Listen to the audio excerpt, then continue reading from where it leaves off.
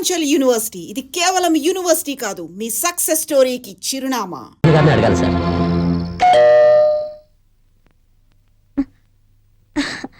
మీరు ఊరికి వెళ్ళలేదా? లేదు. మీరు రారనుకుని జానకిని ఇక్కడే ఉండమని చెప్పాను. రేపు ఉదయాన్నే వెళ్ళాలి. ఇవాళ ఒక అతను నాకు డబ్బిస్తా అన్నాడు, కానీ అది చేతికి అందలేదు. అవును, అంత అర్జెంటుగా ఎందుకు?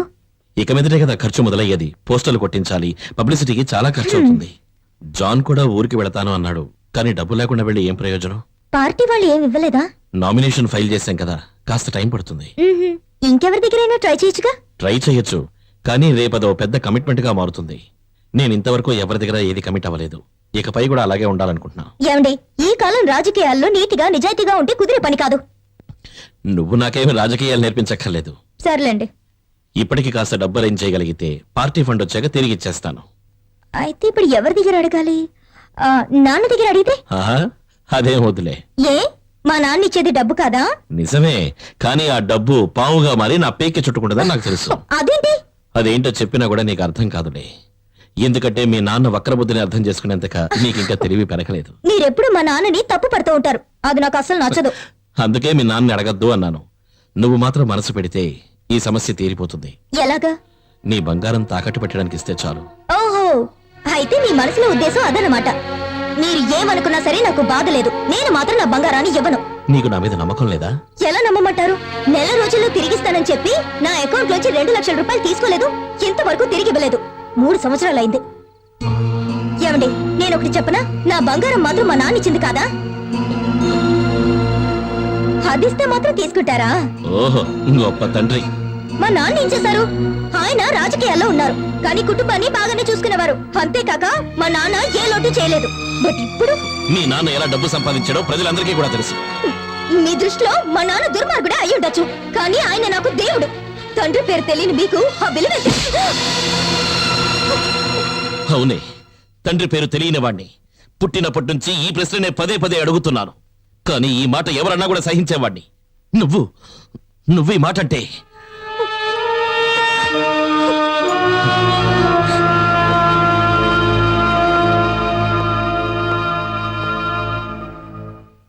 Mister Mohan, you are under arrest.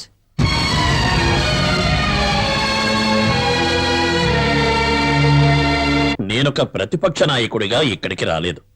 ఈయన నాకు స్నేహితుడే కాకుండా మా పార్టీలో ఓ క్యాండిడేట్. తను మీతో ముఖ్యమైన విషయం గురించి మాట్లాడాలట. చెప్పండి. నా కూతురు మరణం ఆత్మహత్య కాదు సార్, తను అలా చెయ్యదు కూడా, దాన్ని చంపేశారు. మిస్టర్ ప్రభాకర్, ఎస్పీ నాతో మాట్లాడారు. డీజీపీ గారు, ఆ ఎస్పీ గురించి నాతో మాట్లాడకండి. అతని గురించి నాకు బాగా తెలుసు. తను ఓ పెద్ద మోసగాడు. ఏమండోయ్, మీరు రాజకీయాల్లోనే ఉన్నారు కదా, అందరికీ ఒకేసారి సాయం చేయమంటే మేం మాత్రం ఎలా చేయగలం చెప్పండి. అందరికీ సహాయం చేయమని నేను చెప్పడం లేదు.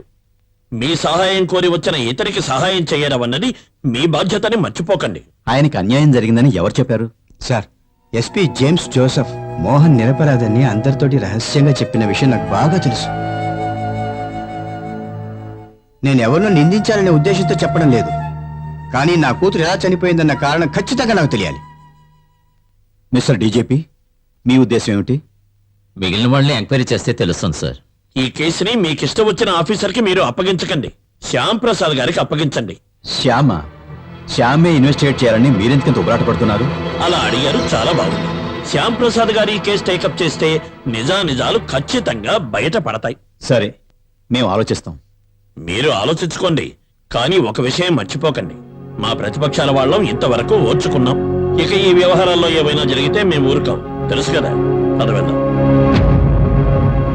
సార్. ఒక విధంగా చూస్తే శ్యామ్ ఈ కేసుని టేకప్ చేస్తే మనకు ఉపయోగంగా ఉంటుంది. అంతేకాదు, ప్రతిపక్షాల ఒత్తిడి ఉండదు. పైగా మోహన్ కుమార్ నిరపరాధిని శ్యామ్ నిరూపించగలిగితే అందరూ నమ్ముతారు. ప్రజలకు శ్యామ్ మీద అంత నమ్మకం ఉంది. ఆ విషయం నాకు తెలుసు, కానీ ఈ కేసు విషయంలో శ్యామ్ మీద నాకు నమ్మకం లేదు. ఎందుకంటే శ్యామ్కి మోహన్ కుమార్కి మధ్య చాలా కాలంగా శత్రుత్వం ఉంది. I don't get you sir. Oh, మీరు ఇప్పుడే ట్రాన్స్ఫర్ అయ్యారు కదా. ఇది అందరికీ తెలిసిన విషయమే. శ్యామ్ తండ్రికి పెళ్లికి ముందు మరో స్త్రీకి పుట్టినవాడే ఈ మోహన్ కుమార్. అందుకే శ్యామ్కి అతని తల్లికి కూడా మోహన్ అంటే అస్సలు పడదు. కుటుంబంలో గొడవలు చెలరేగి శ్యామ్ తండ్రి ఆత్మహత్య చేసుకున్నాడు. ఆ తర్వాత శ్యామ్ తల్లి కూడా ఎక్కువ కాలం బతకలేదు.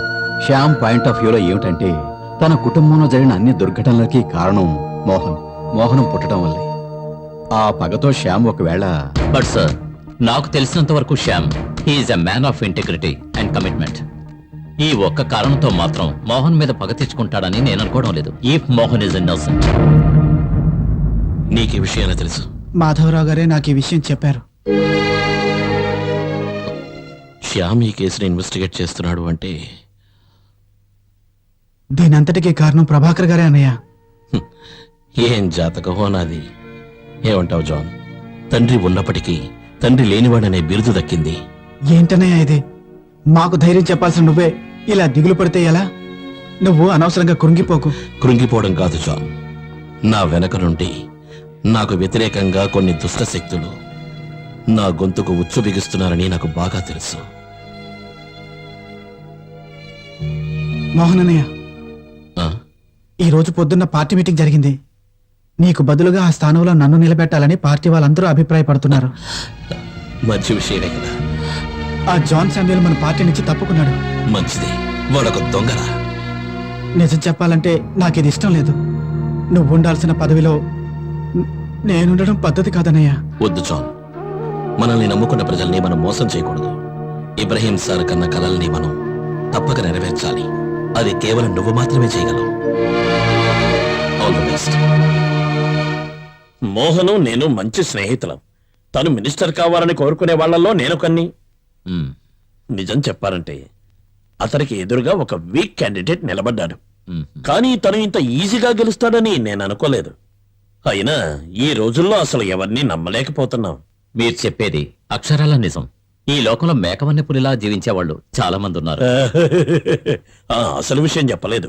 ఈ ఇన్వెస్టిగేషన్ టీంలో డిటెక్టివ్ చంద్రశేఖర్ ని కూడా ఇన్వాల్వ్ చేయొచ్చు కదా. సారీ సార్, ఇంతకు ముందు అతనికి అప్పగించిన కేసు వల్ల చాలా చెడ్డ పేరు వచ్చింది. గొప్పవాడని నేనేమీ చెప్పడం లేదు. వాడు శుద్ధ వేస్ట్. నేను చెప్తాను, మీరు ఆ పని చేయండి. శ్యామ్తో పాటు అతన్ని ఇన్వెస్టిగేషన్ కి వెళ్ళమనండి. ఇన్వెస్టిగేషన్ మొదలయ్యే ముందు ఇన్ఫార్మ్ చేయండి. అదొక్కటే మీ ఉద్దేశం కాదని నాకు బాగా తెలుసు. అదేమిటి అలా అన్నారు? ఆ? శ్యామ్ ఒక కేసు టేకప్ చేస్తే దాని డీటెయిల్స్ అన్ని మీకు అందజేస్తాడని ప్రతి ఒక్కరికి తెలుసు. అలాంటప్పుడు చంద్రశేఖర్ ని ఇన్వాల్వ్ చేయమంటున్నారంటే బై ద బై, ఈ శ్యామ్ ఇప్పుడు ఎక్కడున్నాడు?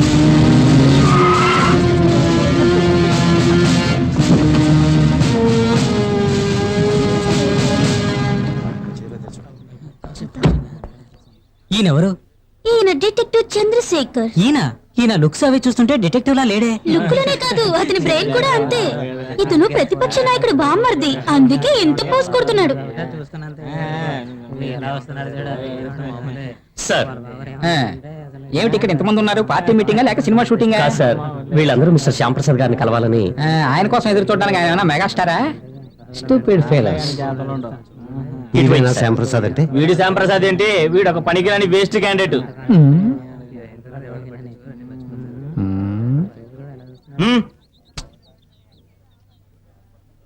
వీడొకడు. ఈ శ్యామ్ ప్రసాద్ ఏమిటి రెండు తలలు ఉన్నాయా? లేదు సార్, ఆయన తెలివితేటలతో ఎన్నో కేసులు సాల్వ్ చేశారు. అవును, ఎన్నో తెలివితేటలతో అతను సాల్వ్ చేశాడని నువ్వే చెప్పాలి. అతని కోసం ఇలా తెలివి తక్కువ వాళ్ళందరూ బుద్ధి లేకుండా నుంచున్నారు. వాడేమన్నా దేవుడా ఏమిటి? హే, శ్యామ్ ప్రసాద్ గారు వచ్చేసారు. Yes, it's him.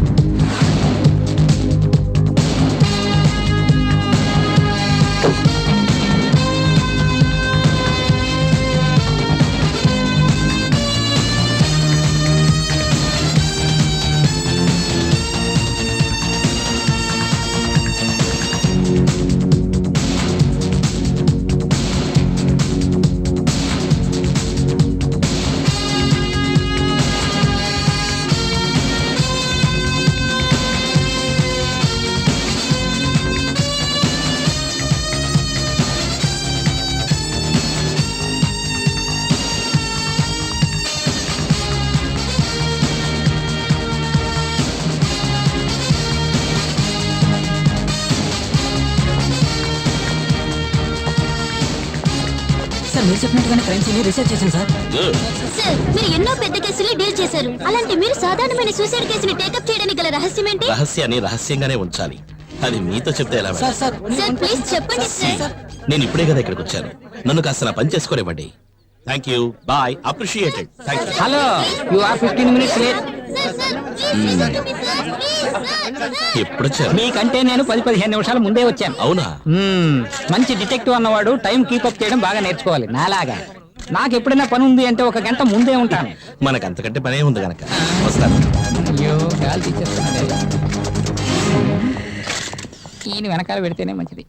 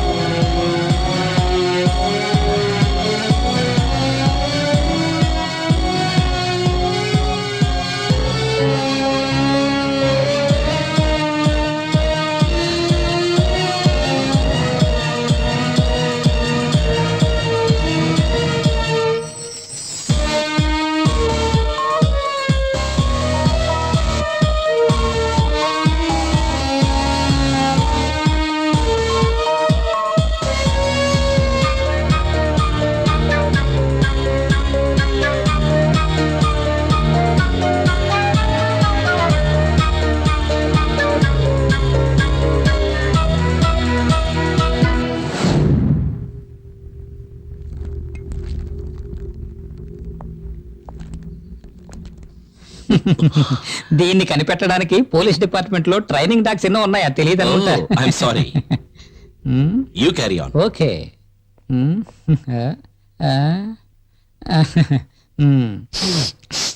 ఆయన వచ్చిన తర్వాత ఎలాగైనా ఇంజెక్షన్ తీసుకుంటే టెరెస్కి వెళ్ళడానికి ఇటు కాకుండా వేరే దారి ఏమైనా ఉందా? వేరే సార్లు ఉండడానికి ఇది ఏమైనా అంతర్జాతీయ ఎయిర్పోర్ట్?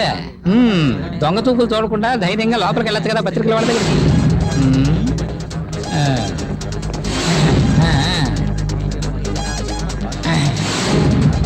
సార్ ఇది ఆత్మహత్య అనుకుందరు అంటున్నారు. మీ సమాధానం ఏంటి?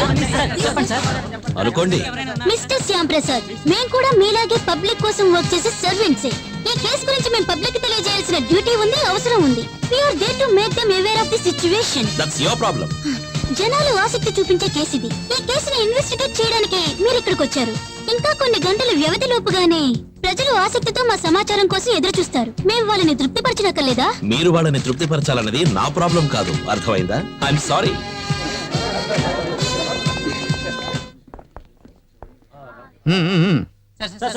చెప్పండి సార్ ప్లీజ్. మీకు ఏం కావాలో నన్ను అడగండి. రమ్య గారిది సూసైడ్ కాదు, ప్రీ ప్లాన్డ్ మర్డర్ అని కొన్ని వివాదాలు వినిపిస్తున్నాయి. దీనికి మీ కమెంట్స్? అయ్యో, ఎవరో మీకు తప్పుడు ఇన్ఫర్మేషన్ ఇచ్చుంటారు. ఈ హత్య ఒక ఆత్మహత్య అని నేను ఖచ్చితంగా చెప్పంత నమ్మకంగా ఎలా చెప్పగలుగుతున్నారు? సారీ, 2 ఫోటోలు కన్నా నేను అనుమతించను. మీకే చెప్పేది. ఏమడిగారు? ఇది ఆత్మహత్య అని మీరు అంత నమ్మకంగా చెప్తున్నారే, ఎలా కనిపెట్టారు? ఇది ఒక క్రైమ్ బ్రాంచ్ వాళ్ళు చేస్తున్నటువంటి పరిశోధనలు బట్టి, విధానాలను బట్టి నేను కనిపెట్టగలిగానంతే. ఇది నా తెలివితేటలతోటి కనిపెట్టినటువంటి మిస్టరీ. ఈ కేసులో నా కన్క్లూషన్ ఇది ఒక ఆత్మహత్యే. బట్ శ్యామ్ ప్రసాద్ గారు ఈ విషయంలో ఎందుకు మౌనం వహించారు? నాలా తెలివైన వాళ్ళే సమాధానం చెప్పగలరు. తెలివి తక్కువ వాళ్ళు యూనో. తీసుకోండి still. Thanks.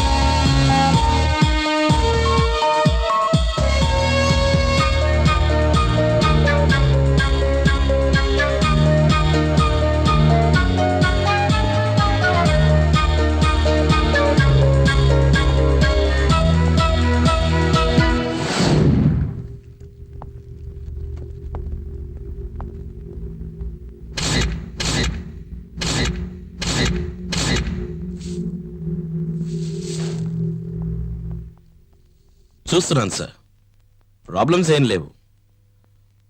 I think we can manage them. వద్దు, సబ్జెక్ట్లో వద్దు సార్. అంతకంటే మోహన్ని గెస్ట్ హౌస్కి పంపిస్తే బెటర్. ఇక్కడ పని అయిన వెంటనే ఎస్పీ గారి ఆఫీస్కి వెళ్తాను. ఇంకా ఏం నిర్ణయించుకోలేదు సార్. షూర్ సార్, నేను ఫోన్ చేస్తాను. ఎవరు ఫోన్ చేసింది? డీజీపీ. ఏం మాట్లాడారు? ఏం మాట్లాడాల? నా గురించి అడిగారా? ఏం లేదు. Usual findings: presence of barbiturate, zinc phosphate, pale yellow color eyelids, kidney failure, contracted muscles, etc. Eight Shyam, you smell something fishy? నన్ను కేసుని కాస్త జాగ్రత్తగా స్టడీ చేయమని high command orders. So usual formalities, that's all. Doctor, I have few doubts. నాకు కూడా. As for forensic reports, Ramya stomach లో sleeping pills and rat poison presence ఉన్నాయి కదా. Am I correct doctor? It's pretty clear. Then my question is, వీటిలో ఏ poison వల్ల రమ్య మరణం సంభవించింది? Rat poison. That's the point. అందులో జింక్ ఫాస్ఫేట్ ఉండడం వల్ల రమ్య మరణించింది. స్లీపింగ్ పిల్స్ లో అంత హెవీ డోసేజ్ ఏమి ఉండదు. అంటే రమ్య నిద్రపోయిన తర్వాత తీసుకుని ఉంటుందంటారా? Come on doctor, answer my question. అది నాకెలా తెలుస్తుంది? మీరే కదా కనిపెట్టాలి. ఈయన ఎక్కడి నుంచి పట్టుకొచ్చారు? అయ్యో, ఇదొక ఇన్సిడెంట్ అయ్యిండొచ్చు అని మీరు చెప్పారని నేను విన్నాను. Yes, but that was an off the record comment. Rat poison తీసుకున్న ఎన్నో కేసులు నేను చూశాను. వెంటనే చనిపోయిన వాళ్ళు కొందరు, కొన్ని గంటల తర్వాత చనిపోయిన వారు కొందరున్నారు. That depends upon the body condition and the amount of poison consumed. ఈ కేసులో రమ్య వెంటనే చనిపోవడానికి కారణం నథింగ్ బట్ కార్డియోజెనిక్ స్ట్రోక్. అందరి మరణం ఒకేలాగా ఉండదు కదా. మీ ఉద్దేశం ఎంత క్వాంటిటీ ఆఫ్ పాయిజన్ కన్స్యూమ్ చేసి ఉండొచ్చు? 10 grams of zinc phosphate. What's your opinion about this quantity? 10 గ్రాములు అంటున్నప్పుడు 5 grams కే మనుషులు చనిపోతారు. 10 grams అంటే చాలా ఎక్కువ డోసేజ్.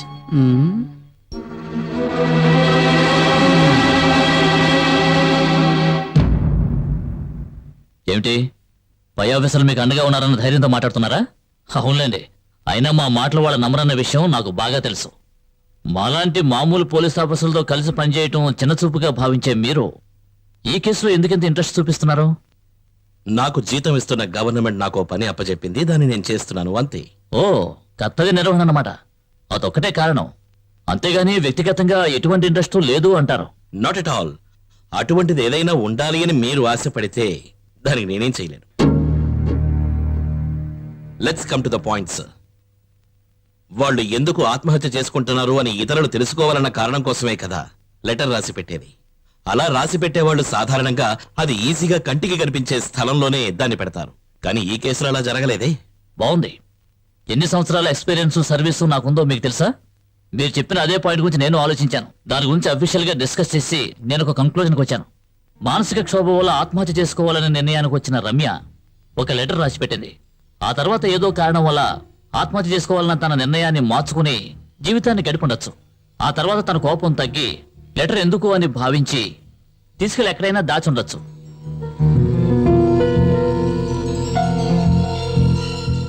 రమ్యది ఆత్మహత్య అన్న నిర్ణయానికి రావడానికి చాలా కారణాలున్నాయి. రమ్యకి తెలియకుండా తన చేత విషం తాగించడం అసాధ్యం.